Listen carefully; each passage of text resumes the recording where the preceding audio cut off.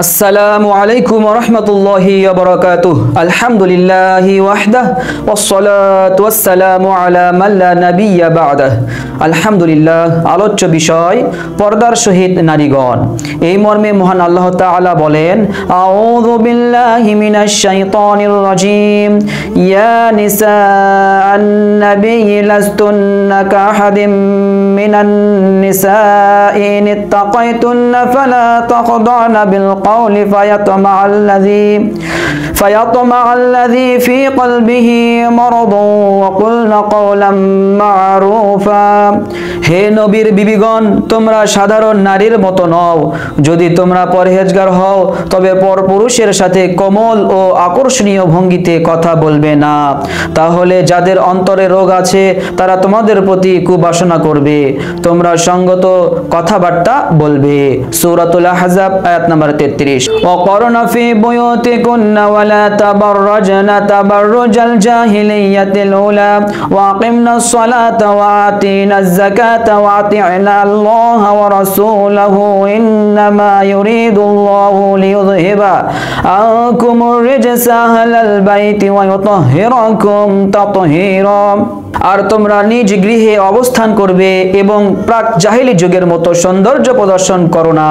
আর তোমরা সালাত কায়েম করো, যাকাত প্রদান করো এবং আল্লাহ ও তার রাসূলের আনুগত্য করো।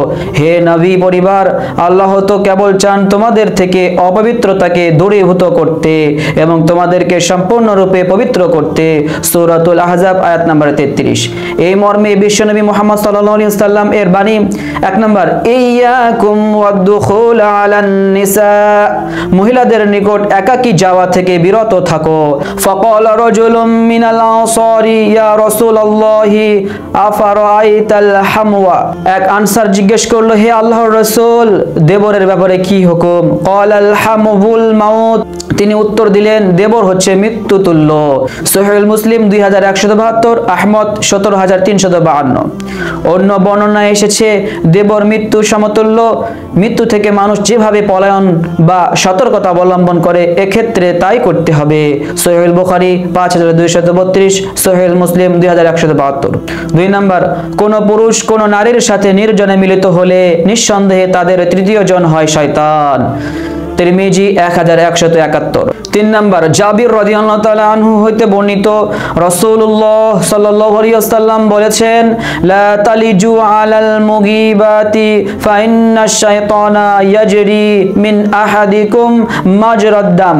যাদের স্বামী উপস্থিত নেই সে সকল মহিলাদের নিকট তোমরা যেও না, কেননা তোমাদের সকলের মাঝেই শয়তান প্রবাহিত রক্তের ন্যায় বিচরণ করে। কুলনা ওয়া মিনকা ক্বাল, আমরা বললাম আপনার মধ্যেও কি? তিনি বললেন, ওয়ামিন্নি ওয়ালাকিন্নাল্লাহ আ'আনানি আলাইহি ফাসলাম, হ্যাঁ আমার মধ্যেও, কিন্তু আমাকে আল্লাহ তাআলা সাহায্য করেছেন তাই আমি নিরাপদ। তিরমিজি 1172। 4 নম্বর, কোন অবৈধ নারীকে স্পর্শ করার চেয়ে মাথায় লোহার পেরেক পুঁতে যাওয়া ভালো। আস-সিলসিলাতুস সহিহা 226। 5 নম্বর, রাসূলুল্লাহ সাল্লাল্লাহু আলাইহি ওয়াসাল্লাম বলেন, 2 শ্রেণীর মানুষ জাহান্নামের অধিবাসী যাদেরকে আমি দেখিনি, তারা ভবিষ্যতে আসবে। প্রথম শ্রেণী হবে একদল অত্যাচারী যাদের সঙ্গে থাকবে গরুর লেজের মতো চাবুক, যার দ্বারা তারা লোকদেরকে প্রহার করবে। আর দ্বিতীয় শ্রেণী হলো সে নারীর দল যারা কাপড় পরিধান করবে কিন্তু তবুও তারা উলঙ্গ অবস্থায় থাকবে, নিজেরা অন্যদের প্রতি আকৃষ্ট এবং অন্যদেরকেও তাদের প্রতি আকৃষ্ট করবে, যাদের মস্তক খোপা বাঁধার কারণে উটের হেলে যাওয়া কুজের মতো হবে। তারা জান্নাতে প্রবেশ করবে না, তারা গন্ধও পাবে না, অথচ জান্নাতের সুগন্ধ বহু দূরবর্তী স্থান থেকেও পাওয়া যাবে। সহিহুল মুসলিম 2128। 6 নম্বর, রাসূলুল্লাহ সাল্লাল্লাহু আলাইহি ওয়াসাল্লাম মসজিদের বাইরে দেখতে পান যে নারীরা রাস্তায় পুরুষের সাথে মিশে গেছেন।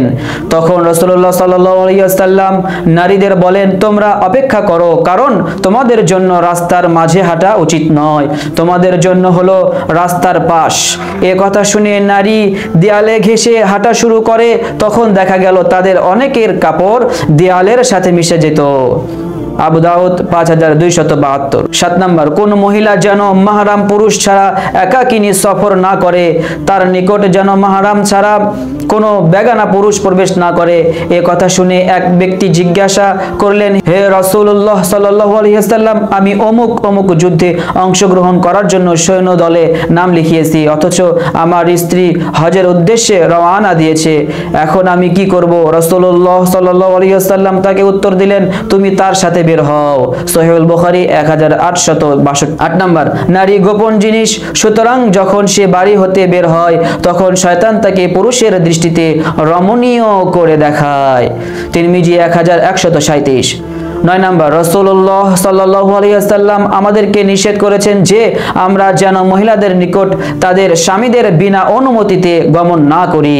তিরমিজি 2779। 10 নম্বর, কুল্লু আইন জানিয়া ওয়াল মারআতু ইযা ইসতাতরাত ফামাররাত বিল মাজলিসি ফাহিয়া কাযা ওয়া কাযা, ইয়ানি জানিয়া, প্রত্যেক চক্ষুই ব্যভিচারী, আর নারী যদি সুগন্ধ ব্যবহার করে কোনো পুরুষের মজলিসের পাশ দিয়ে পার হয়ে যায় তাহলে সে এক বেশ্যা। এমনকি এই অবস্থায় নামাজের জন্য যেতেও নিষিদ্ধ।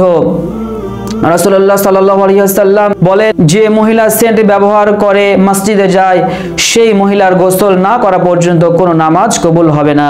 সহিহ আল জামে আস-সাগীর আজ-জিয়াদাতু 270। 11 নম্বর, আদম সন্তানের উপর ব্যভিচারের কিছু অংশ লিপিবদ্ধ হয়েছে, সে অবশ্যই তাদের মধ্যে লিপ্ত হবে।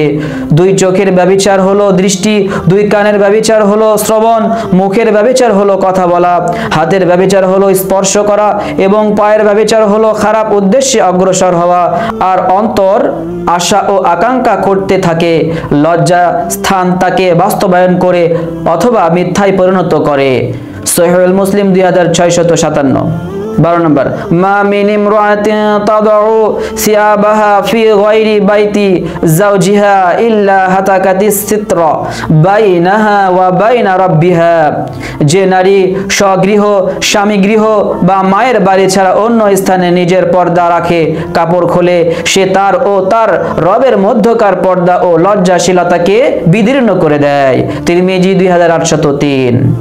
ইবনে মাজাহ 3750। 13 নম্বর, লা তুতবিন নাযরান নাযরা ফাইন্নাল উলা লাকা ওয়া লাইসাত লাকাল আখিরাহ, কোন নারীর উপর তোমার দৃষ্টি পড়লে তার প্রতি বারবার দৃষ্টিপাত করো না, বরং নজর অতি সত্বর ফিরিয়ে নিও, কারণ তোমার জন্য প্রথমবার ক্ষমা, দ্বিতীয়বার নয়।